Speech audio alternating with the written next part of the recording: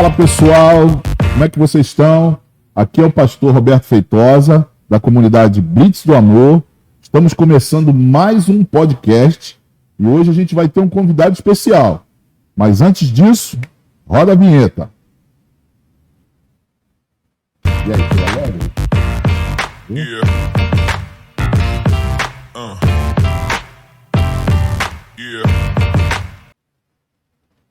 Bom, estou aqui com um convidado mais que especial, meu amigo Rafael Nonato, e eu vou passar a bola para ele que ele mesmo se apresente, fala de onde ele veio, o que ele está fazendo. E aí, Rafa? E aí, Beto, beleza? Né? Meu nome é Rafael Nonato, né? Sou pai, esposo e pastor, né? O Roberto sabe um pouquinho assim da minha história, mas eu sou pai da Clarice, da Lorena e do Thalisson, esposo da Thaís, e essa se forma a família Nonato, né? Então nós estamos inseridos na missão integralmente na cidade de Caruaru, e nós somos nascidos em Recife, mas há 5 anos nós estamos inseridos na missão, estamos vivendo esse propósito do Senhor mediante uma palavra que Ele falou em nossas vidas, e essa é a nossa vida aí, é o Rafael Nonato, que vocês vão conhecer. Maravilha. Então, Rafa, para a gente dar início aí ao nosso bate-papo, eu queria que você contasse, né, como foi o seu processo de conversão, como é que tudo se deu de você vir a conhecer o Senhor. Mano, eu nasci já em berço evangélico, né, em berço cristão. Toda a minha família ali já era cristã, sou de berço assembleano, então, todo mundo aqui já passou por isso, então é uma comunidade que eu amo muito, foi dali que a gente foi forjado no fogo, os valentes. Então minha avó era a irmã do Coque, Dona Irene, a mulher que quando eu saía para a escola de manhã tava cantando hino da harpa, quando eu voltava ainda tava cantando hino da harpa, quando a gente acordava de madrugada só escutava os gemidos inexprimíveis dela. Então essa foi minha família, meu pai, minha mãe, eles também eram cristãos, mas de verdade eu só vim conhecer ao Senhor, que eu posso dizer assim, quando Deus pegou meu coração, me afetou. Eu tinha na faixa de uns 19 anos de idade, cara. Eu já tinha vivido algumas experiências na minha adolescência, já tinha participado de muitas coisas, mas de fato eu só vim conhecer Jesus quando eu indaguei ao Senhor, cara. Foi um processo muito difícil, que foi até na perca do meu pai, né? E dali eu indaguei ao Senhor, porque em menos de 6 meses eu perdi meu pai e meu avô. Então, para mim foi um processo muito doloroso. Eram pessoas que eram referência na minha vida. E eu sempre cresci com aquele... Não, meu pai vai me ver eu alcançar todos os meus objetivos. E um dos sonhos do meu pai era que um dia eu fosse um grande homem de Deus, né? Ele queria que eu servisse as Forças Armadas. Mas, cara, não teve nada a ver. Então, o Senhor me botou para outro extremo, me deu outra direção, e eu estou servindo a maior Forças Armadas do planeta. Então, hoje a gente está aí, e assim, quando eu encontrei Jesus, de fato, e veio essa pancada do Espírito no meu coração, e dali eu entendi que, de fato, eu ia ser uma arma para o Senhor aqui na Terra, eu ia ser aquela pessoa que o Senhor ia poder usar muito e contar comigo.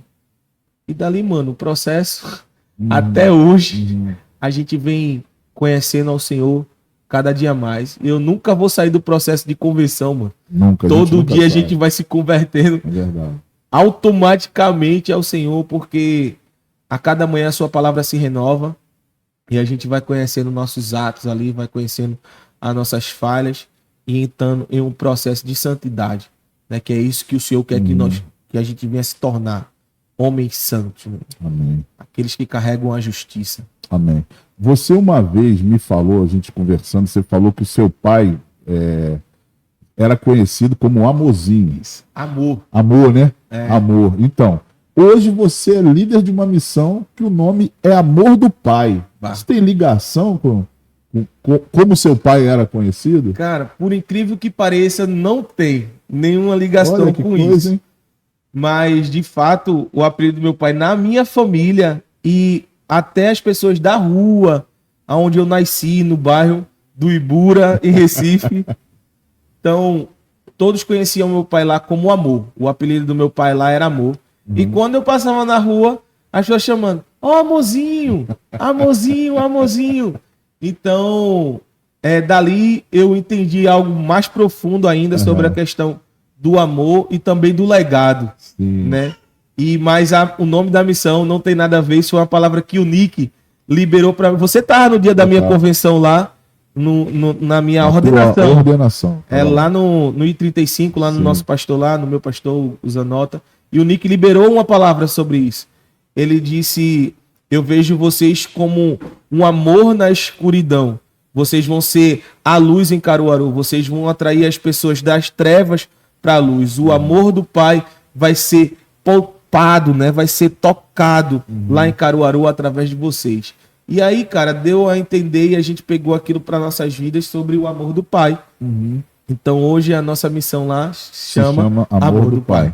Então, como que você teve direção, assim? Como é que você recebeu do Senhor essa, não sei se foi uma palavra, uma visão, enfim, para você começar a missão lá na cidade de Caruaru? Vamos lá. Na cidade de Caruaru, eu tenho que voltar um pouquinho ao início para a gente dar a entender.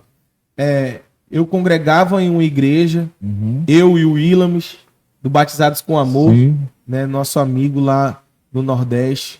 Ele tem uma missão muito conceituada e séria lá, que é o Batizados com Amor. E a gente era integrado nessa igreja que tinha lá no Recife, que era uma igreja também que ele fazia parte.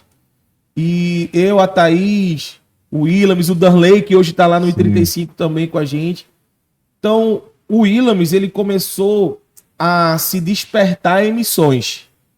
Então, ele começou a trazer na nossa igreja, que tinha um nome sobre missões, mas a gente não estava inserido ainda na missão, a gente não tinha projetos missionários, tinha projetos sociais dentro da comunidade, mas não tinha projetos missionários, né?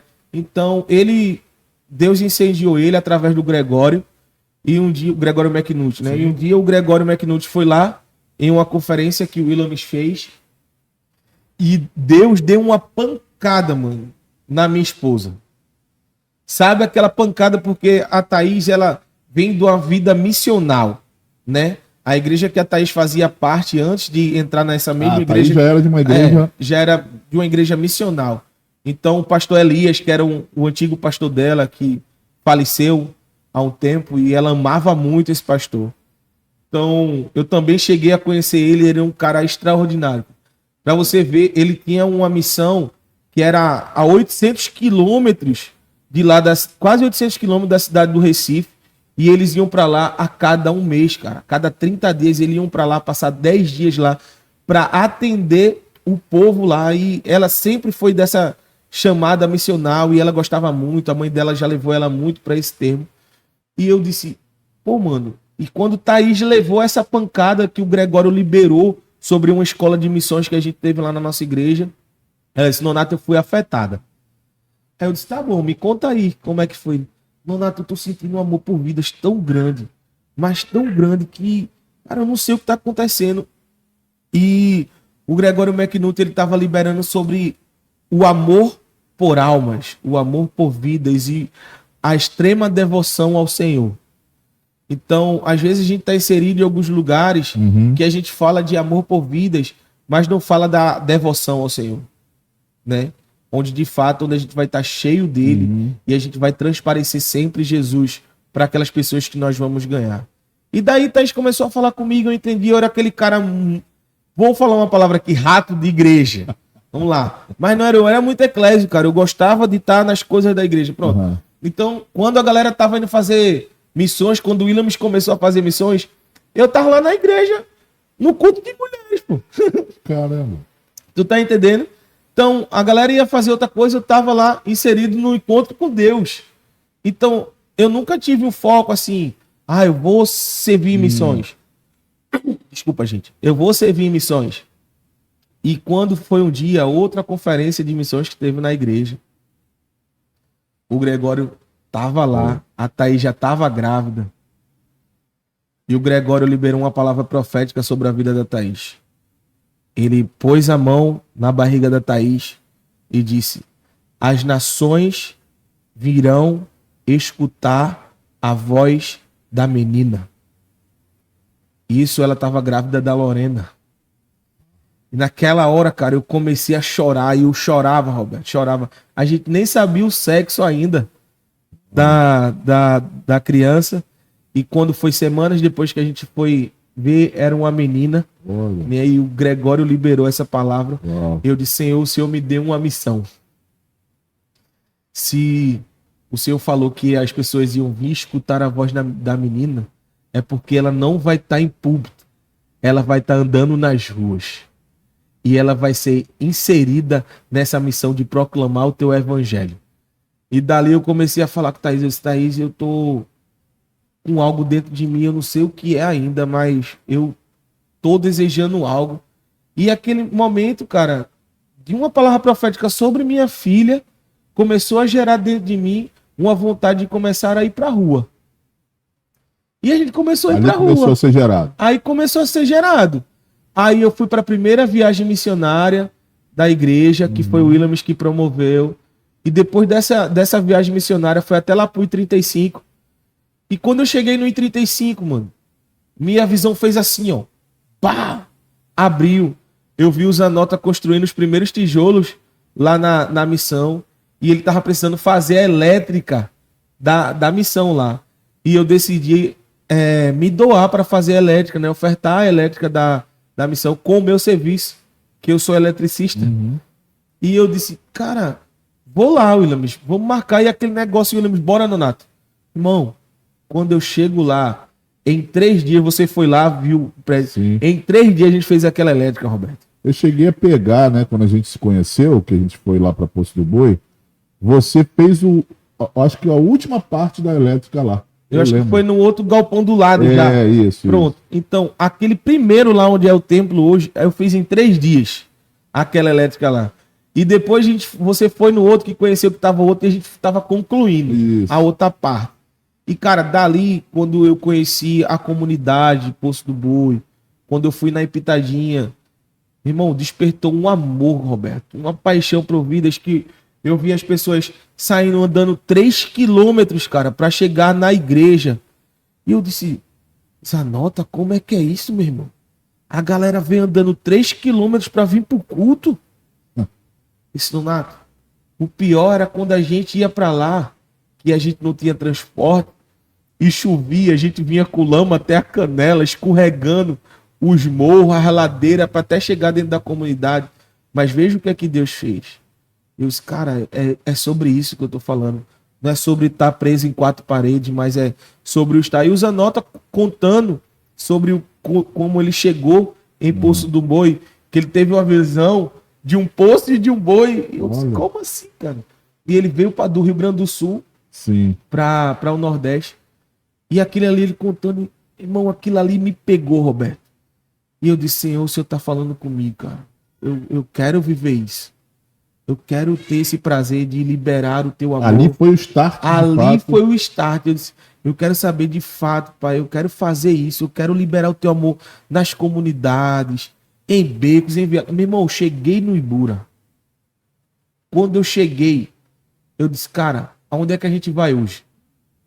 Aí tá, calma, menino. Meu irmão, eu comecei a evangelizar a minha rua. Eu morava na minha rua, nunca tinha falado de Jesus pra ninguém. Quando eu cheguei, eu saí falando de Jesus para todo mundo. Amigo meu que nunca tinha ido na igreja que eu fazia parte, eu comecei a levar. E eu disse: Senhor, alguma coisa tá mexendo dentro de mim. E daí a gente começou a ser inserido de fato na missão até chegar em Caruaru. Entendeu? Mas esse foi o start. Então, você até falou, como é que foi o processo de você sair de Recife, ir para Caruaru, porque quando eu cheguei, que eu te conheci, você ainda estava com a igreja lá. Isso. E aí logo depois vocês transicionam para, de fato, uma missão que vai atender uma comunidade, um público, enfim. Aí eu queria que você falasse isso. Como é que foi esse processo dessa mudança transição de igreja local para, de fato, uma missão que vocês estão iniciando lá, na verdade? Roberto, pra gente foi um tempo muito bom, mas um período muito doloroso. Porque, de fato, o que é que aconteceu? Nós conhecíamos um pastor lá em Caruaru. E esse pastor, ele teve alguns escândalos com ele, né? Na igreja local. Ele separou da esposa, entendeu? Ele teve algum caso fora do relacionamento. Teve até alguns abusos incluídos nisso aí. E ele desistiu de tudo. E ele conhecia o pastor da gente lá no Recife, conhecia a gente.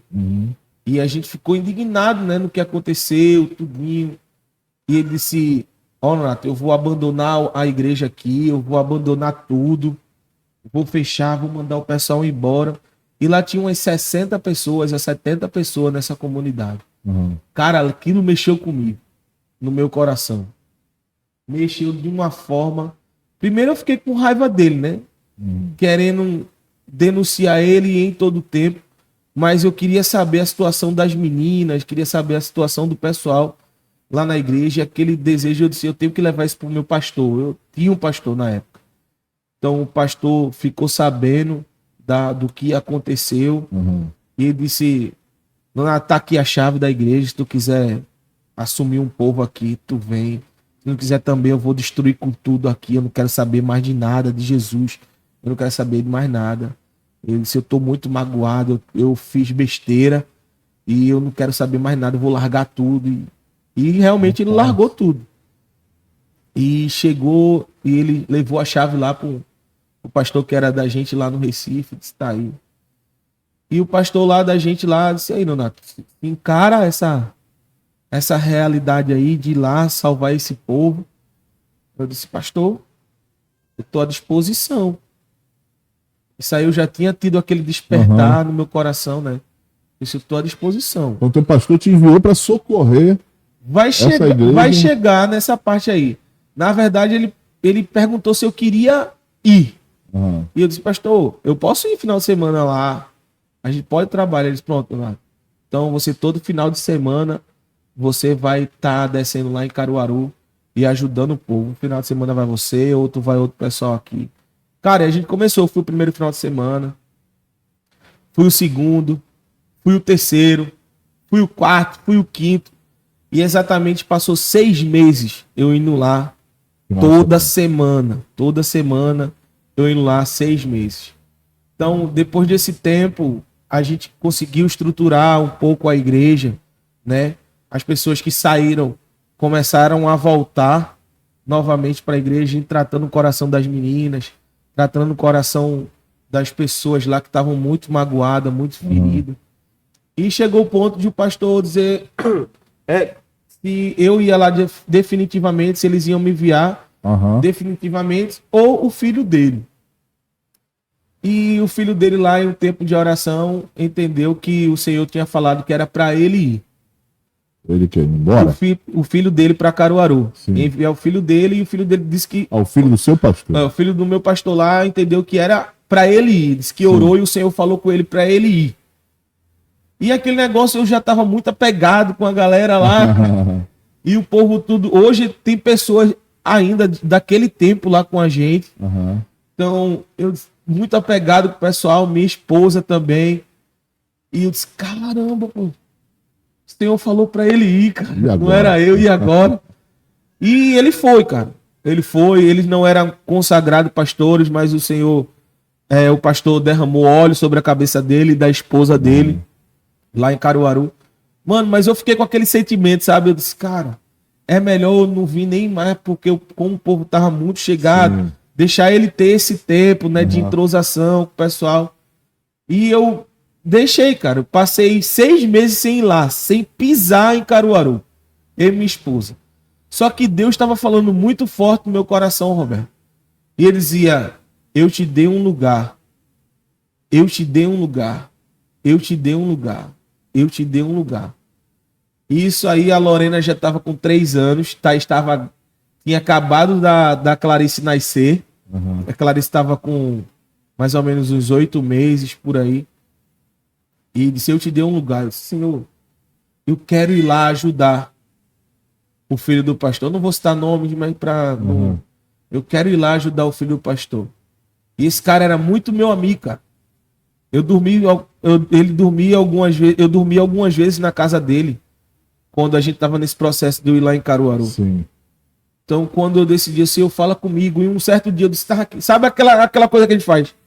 Pai, se é o senhor que quer que eu vá mesmo, eu vou fazer uma parada aqui contigo. Eu tinha um cunhado sim, né? Ele era namorado da irmã da minha esposa. Chamava de cunhado.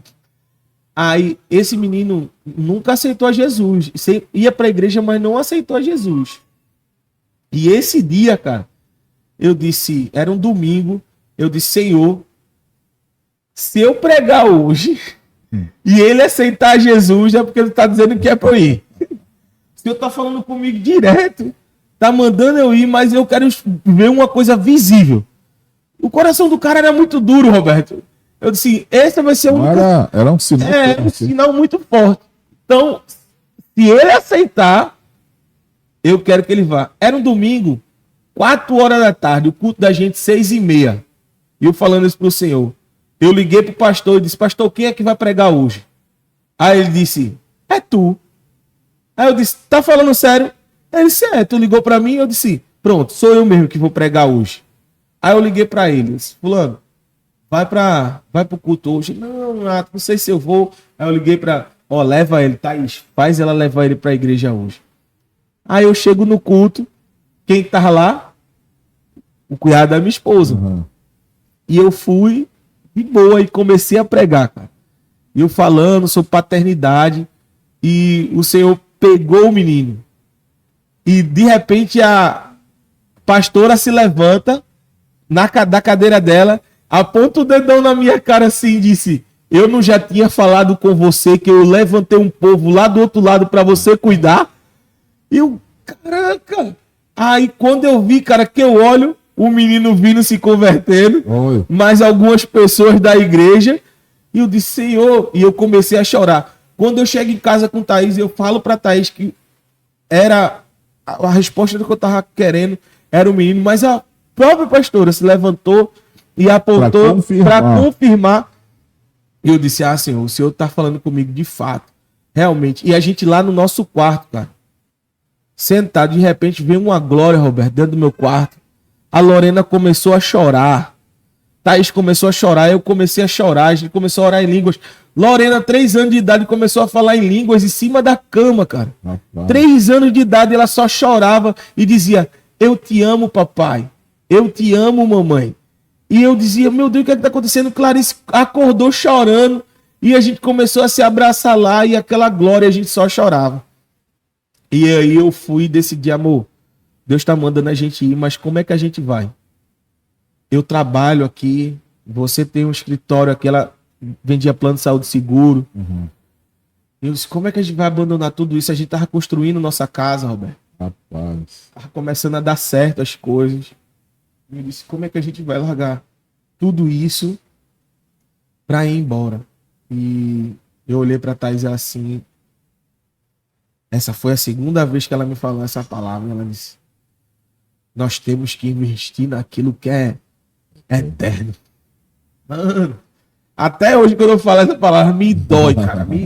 Me pega de uma forma. Ela disse, Donato, nós temos que investir naquilo que é eterno. Aí, mano, quando eu entendi essa palavra, eu liguei pro pastor. Disse, pastor, eu vou me embora pra Caruaru. Eu vou ajudar o seu filho lá. Aí foi onde veio o balde de água fria. Ele, Donato, se você for, você vai por sua conta, porque a igreja não tem condições de lhe enviar. Aí aquele veio uma pancada no meu coração. Bum! Eu disse, mas pastor, eu tenho uma palavra. E o senhor vai suprir a minha casa lá, pastor. Não se preocupa não. Só quero que você me envie. Ele disse, Donato, a gente pode até orar por você. Ele falou, nem enviar. Ele disse, a gente pode até orar por você. Mas eu não posso ter esse compromisso de lhe enviar, porque eu vou ter um compromisso de lhe sustentar. Mas se você tem uma palavra, pode ir. Aí eu disse, tá bom, reúna o pessoal aí. Aí ele reuniu a liderança, reuniu os pastores lá e disse, ó, gente, o Nonato tá querendo ir embora, sentiu no coração.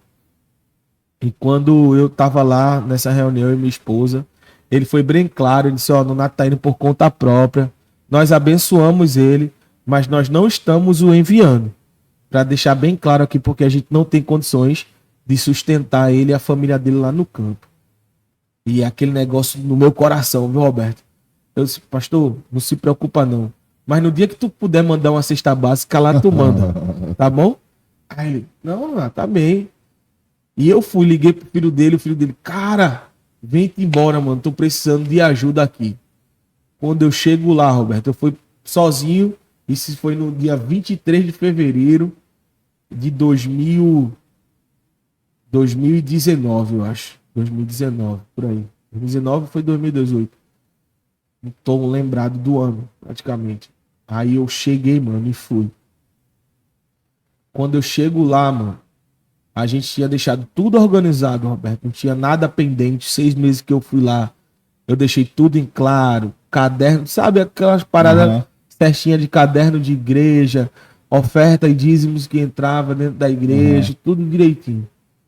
Chego lá, mano. A igreja tinha 15 pessoas e 15 adolescentes. 15 adolescentes eram as 15 pessoas que tinham lá. Disse, cadê as famílias daqui? Tinha uma galera. Disse, cadê o povo?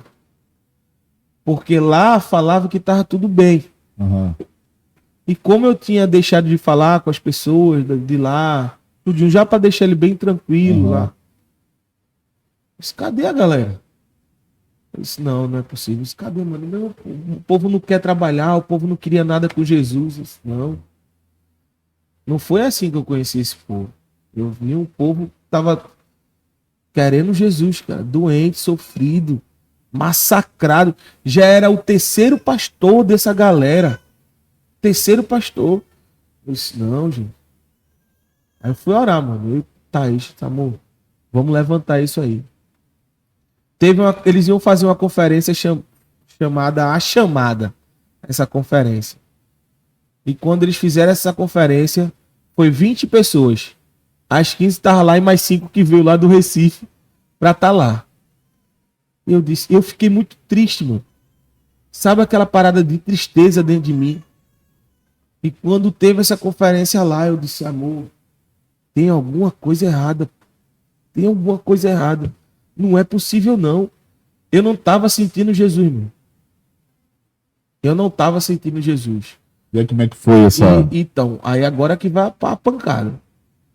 Quando eu comecei a orar sobre isso, ele disse a mim, o filho do pastor disse pra mim, ó, Nato, eu vou em Recife, que eu vou resolver umas coisas lá. Aí você assumiu lá. Aí eu disse, beleza. Não, ele disse que ia em Recife e voltava. Sim. Ia lá só pra resolver umas coisas. Eu disse, mas eu vou fazer o seguinte, eu vou aproveitar e vou também, porque eu preciso resolver umas coisas lá, porque a gente tinha acabado de chegar. A gente tinha acabado de chegar em Caruaru, eu e Thaís e as crianças. E eu disse, então eu tenho que resolver uma coisa. Cara, eu fui morar numa casinha desse tamanho aqui, nem vaso sanitário tinha. Rapaz. Então, lá em Caruaru. Uma casinha que tinha 3 vãos. Sala, cozinha e um quarto. Era muito pequena a casa e eu com Thaís e as crianças. Porque a gente teve que fechar tudo. Eu tinha um carro, eu tive que vender para poder construir a parte da casa lá para a gente poder alugar para manter a gente. Então, a gente chegou em Caruaru com um aluguel de R$500 que a gente tinha alugado nossa casa para pagar um aluguel de 350 e viver com o restante do dinheiro que sobrasse, mano. Então, pra gente foi muito complicado. Eu tinha 2 filhas, uma de 3 anos e uma de 9 meses. Então, eu disse, caraca, o que é que eu fiz? Eu disse, pai, o que é que eu fiz? Ele disse, você só tá sendo obediente àquilo que eu te falei. E, mano, eu voltei lá em Recife para resolver algumas coisas com a minha mãe. Cheguei lá, resolvi. E na hora de voltar, eu disse, mano, tu vai voltar? Ele disse, cara, eu vou voltar sexta-feira. Isso era numa quarta. Eu disse, mano, não dá para te esperar, não. Eu vou ter que voltar porque eu já tô 2 dias longe de casa lá e tá com as crianças sozinhas. Então eu tenho que voltar. Aí eu liguei para um presbítero que tava lá na igreja ainda. Uhum.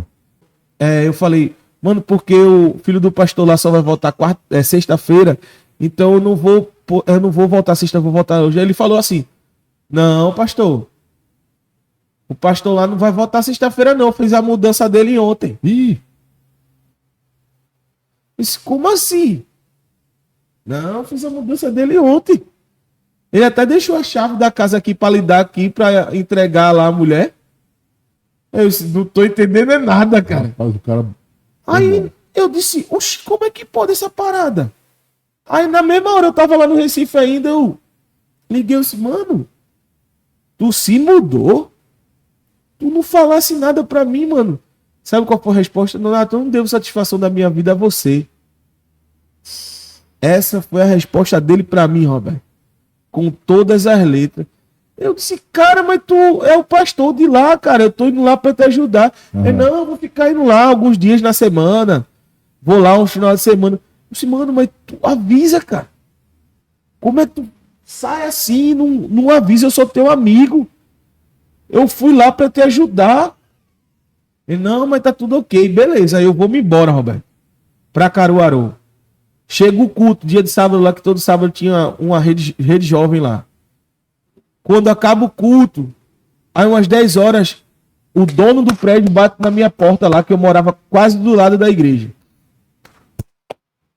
Pastor Nonato, eu não era nem pastor na época ainda, mas ele me chamava de pastor. Até o pessoal lá da igreja me chamava de pastor. E eu disse, opa, irmão, tudo bom? Ele, tudo bom. Eu vim pegar a chave do galpão da igreja. Eu disse, como assim, irmão? Ele disse, não, eu vim pegar a chave do galpão da igreja. Eu disse, não, cara, tem alguma coisa errada aí, não? Faz 3 meses que eu não recebo pagamento daqui, eu quero a chave. Rapaz. Eu disse, irmão, calma aí, eu vou resolver. Amanhã eu posso resolver esse negócio com o senhor? Ele, não, por favor, irmão, me entenda, eu posso resolver. Lembra que eu passei 6 meses aqui, o senhor lembra de mim, eu sempre lhe pagava direitinho. Ele, não lembro, mas esse pastor que estava aqui agora, tá me devendo 3 meses, eu quero meu dinheiro, eu preciso, eu mantenho.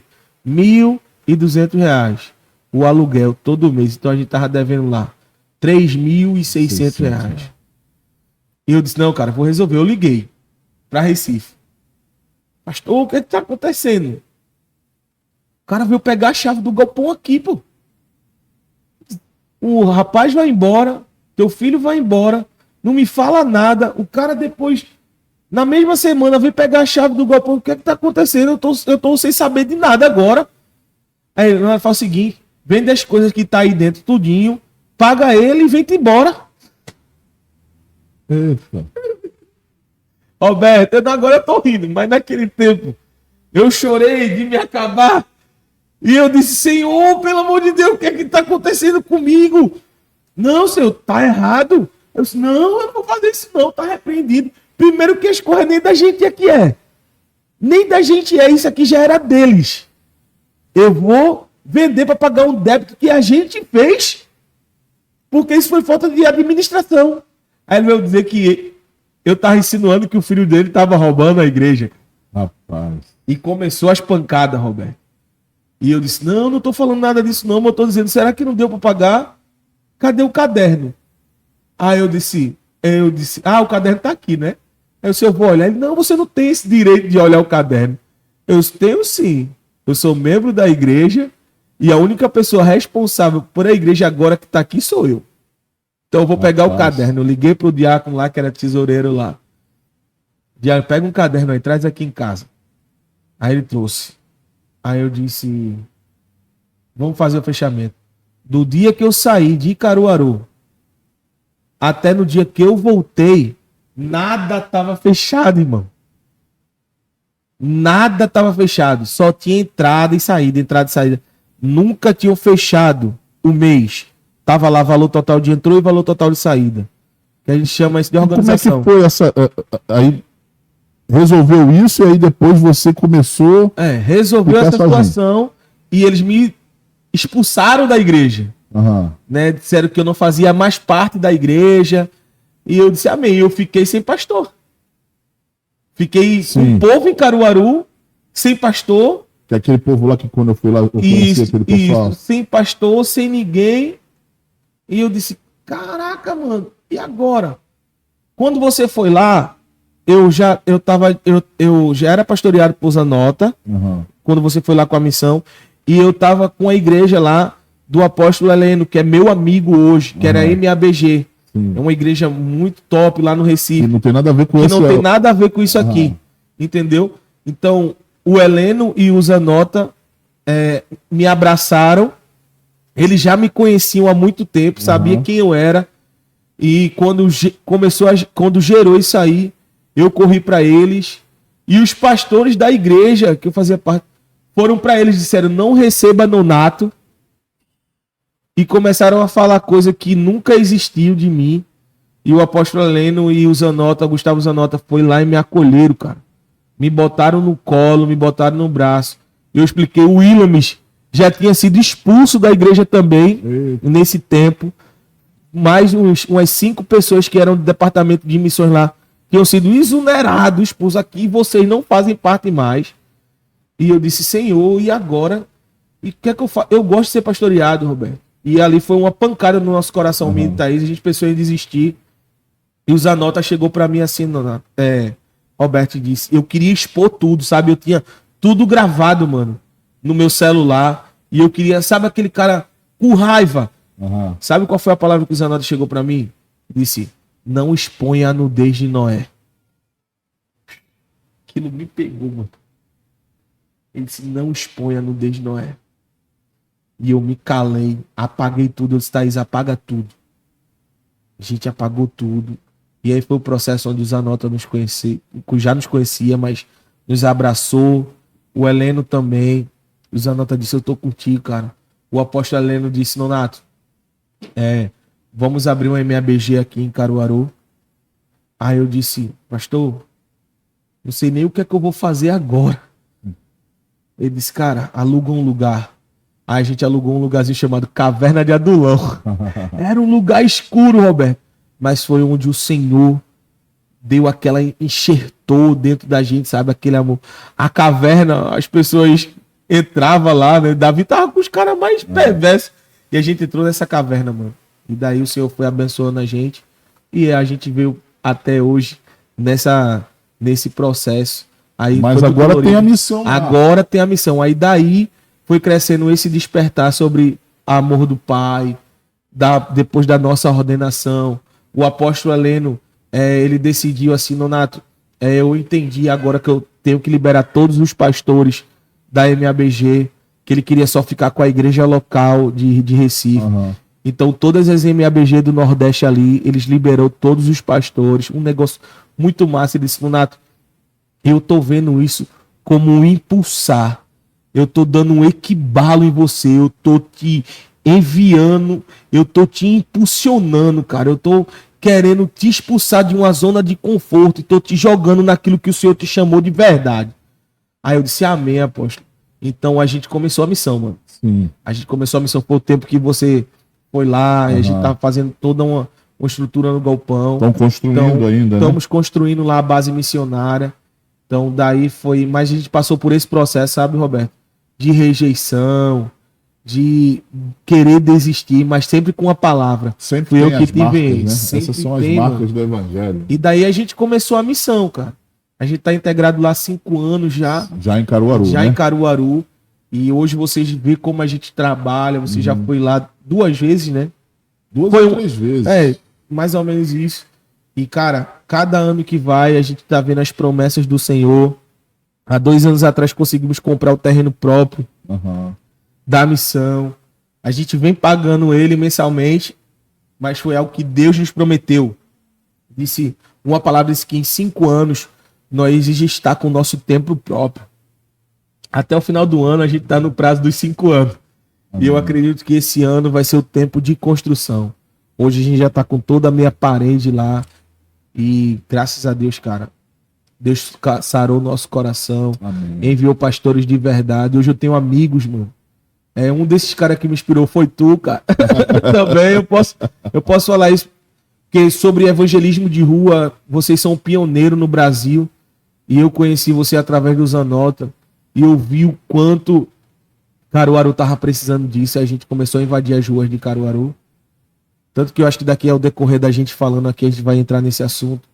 Mas para mim foi uma cura também, cara. Então, o Amor do Pai, vocês vão trabalhar o quê? Com crianças lá, especificamente? O nosso projeto, aquilo que o Senhor falou em nossos corações, foi sobre uma casa paterna. Então, nós estamos construindo uma casa paterna. Então, onde a gente vai querer ter um tempo integral com crianças da comunidade. Em termos de café da manhã, almoço, janta, profissionalismo, né? Trazer curso para a comunidade, para as crianças de lá.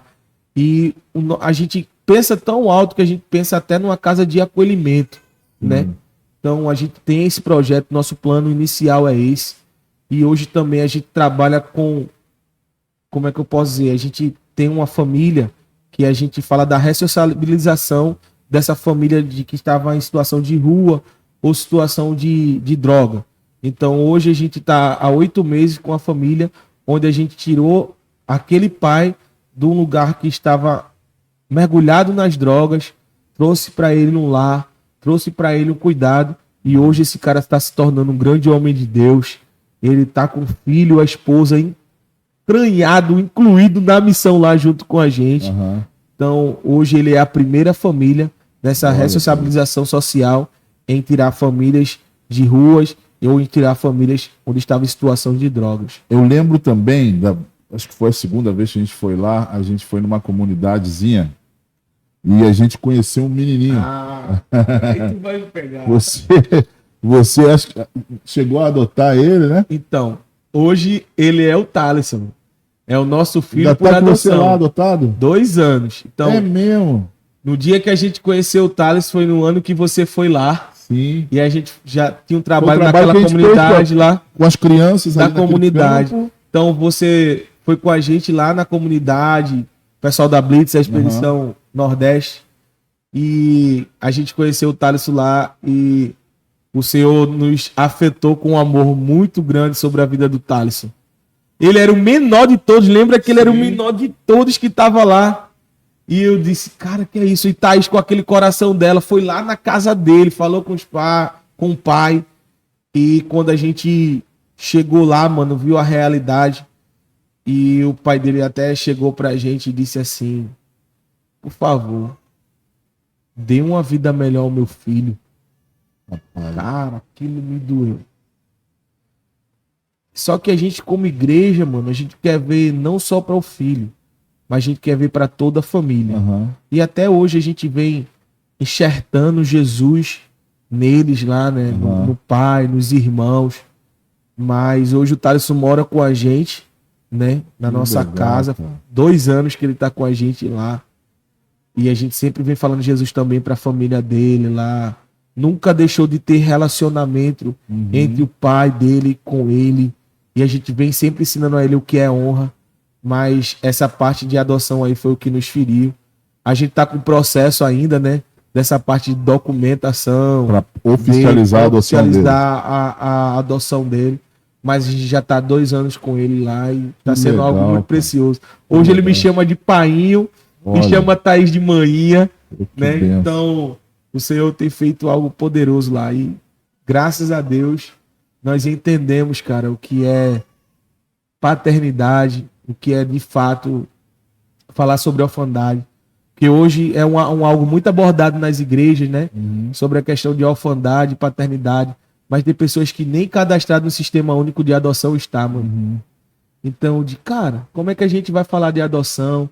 Como a gente vai falar de paternidade, tirar os órfãos da rua, se a gente nem sequer quer adotar? O Nick fez um estudo sobre isso, cara. E se cada igreja no Brasil tivesse adotado uma criança, não existia mais orfanato no Brasil. Então, aonde está a igreja?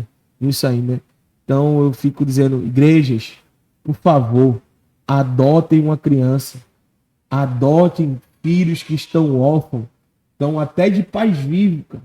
Então, eu faço esse pedido às igrejas. Igreja, procure entender e saber o que é a propriedade de falar de adoção e de paternidade. Porque a gente fala de adoção, fala de paternidade e às vezes a gente não é pai nem em casa. Entendeu? Então, falar de orfandade é bom, mas será que a gente já foi na vara da criança e do adolescente, já procurou saber o que é a adoção? Então, de fato, a gente vem orando a Deus para que isso desperte, Roberto, nas igrejas, desperte em nossos corações. Você está falando de algo muito sério. Eu falei isso agora no outro podcast com o pastor Wallace, a respeito do livro, né? Do livro Diamante do Brasil. Esse livro é precioso. Esse grande mover que está para acontecer, a gente tem falado muito sobre avivamento, né?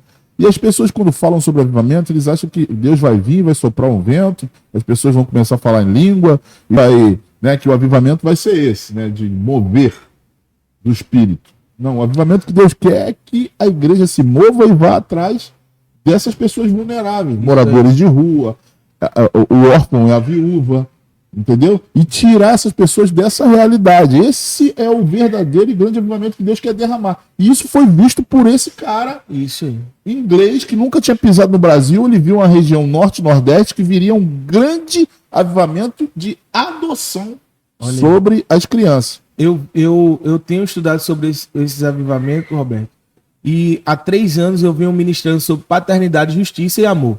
Quem me conhece sabe que sempre quando eu vou ministrar, eu sempre pego esses 3: paternidade, justiça e amor. E o que é que está acontecendo hoje? Essa Aimee, essa menina aí, cara, isso é uma profecia de 1912. Eu até anotei aqui, cara, para não esquecer. O Guna, em Chicago, em 1912, ele fala: profetizou que de uma cidade chamada Belém, no Brasil, cairia um poder de Deus que faria o último e mais poderoso despertar na Terra. E em 1935, o William Bryan, né, ele diz assim, que nas margens pobres da América do Sul surgiria um povo que marchava contra a imoralidade. E o que é que tá acontecendo hoje, cara? Essa menina que a turma aí tá metendo o pau, tá descascando por causa de uma canção, e outros concordando, e outros discordando, e outro dizendo que foi generalizado, porque não podia falar, porque fazia parte do reino. Uma profecia de 1912 e de 1935 veio se cumprir agora. De uma canção de uma menina simples, que simplesmente só ministrou a realidade de vida dela. Do que ela vê lá. O que ela vê, o que ela percebe. O que é que acontece? As grandes plataformas hoje, mundial, nacional, tenta introduzir falando, eu já trabalhava no lugar, eu já fazia isso, eu já fazia isso. Mas quem foi essa menina? Será que aquelas outras pessoas não tinham voz? Ou Deus, da verdade, queria usar o simples? Esses dias eu quero dizer a você que está nas igrejas pequenas, o Senhor não está procurando essas grandes plataformas. Eles estão buscando aqueles que estão vivendo de verdade. Nos lugares mais hostis do Brasil. Eles estão buscando esses corações que vão falar a verdade. E vou falar até aqui, vai transformar o mundo. Não vai ter resultado, mas vai haver transformação. As igrejas hoje, Roberto, estão querendo resultado. Mas o resultado de grandes plataformas hoje não teve a voz que essa menina teve em um reality. Tu tá entendendo? Que veio e bom no mundo. Então, uma profecia de 1912, que talvez ninguém deu bola, nem até o profeta, do que isso ia acontecer. Ele não está nem vivo para ver essa profecia acontecer. Mas a menina está sendo conhecida nacionalmente e mundialmente por uma simples canção de dentro do coração dela. Aí não, a menina escuta Djavan e não sei o quê. E, irmão, eu não quero saber de quem ela escuta. Deus usou uma jumenta. Imagine uma menina que está dentro de um povoado, buscando a presença do Senhor, de uma pastora que foi até expulsa de um templo, que dormiu no chão da igreja. Que essência essa menina está vivendo? Ela sabe o que é provisão do Senhor. Ela sabe o que é não há visitação. Ela sabe o que é a morada do Espírito naquele lugar. Porque hoje muita pessoa pensa que uma visitação é a habitação, irmão. Então, a habitação é totalmente, a habitação vai vir naqueles que estão buscando a santidade, estão adornando a noiva com atos de justiça. Então, imagina uma igreja de 15 membros, irmão. Roberto, jejuando, orando, entrando em arrependimento pela ilha de Marajó ou de qualquer outro lugar de Belém, onde aquela menina estava integrada. Já estão exercendo justiça lá. Então, as polícias já estão atrás. Adornaram a noiva com um ato de justiça. Então, hoje o Senhor está buscando aqueles que adornem a noiva com ato de justiça. Falar, Roberto, é muito bom. A gente chegar nos púlpitos da igreja e liberar uma palavra é bom. Mas cadê o fruto do arrependimento? Qual é o fruto do arrependimento? Atos de justiça. O Anderson Silva, ele postou uma parada agora, e eu até, cara, gostei do que ele falou. Mas eu achei muito assim, cara, a gente que vive essa realidade, essas pessoas quando vê isso, começam a chorar. O Anderson Silva falou assim, cara, uma menina de uma cidade pobre de Belém vai e faz isso com o mundo. Cara, quando eu fui falar com a pastora dela, eu vi que eles foram despejados, a pastora dormiu, ele começou a chorar. Ele disse, cara, eu já estou fazendo minha parte, eu já fui lá e ofertei a minha Ranger a eles lá e ele disse, eu vou lá. Cara, mas vê o que é que eu estou falando. Sempre existiu. Essa galera não sabia, mano. Por quê?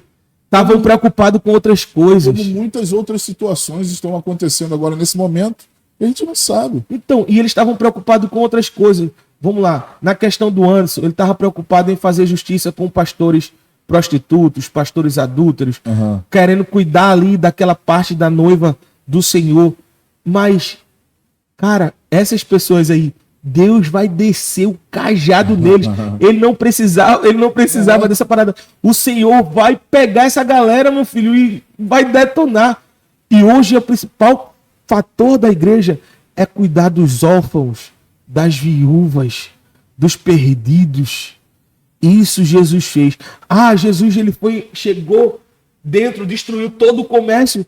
Destruiu, cara. Mas vê se ele foi lá toda hora denunciar. Ele não, cara. E às vezes a gente tá preocupado em destruir outro. Deixa que Deus vai fazer isso, irmão.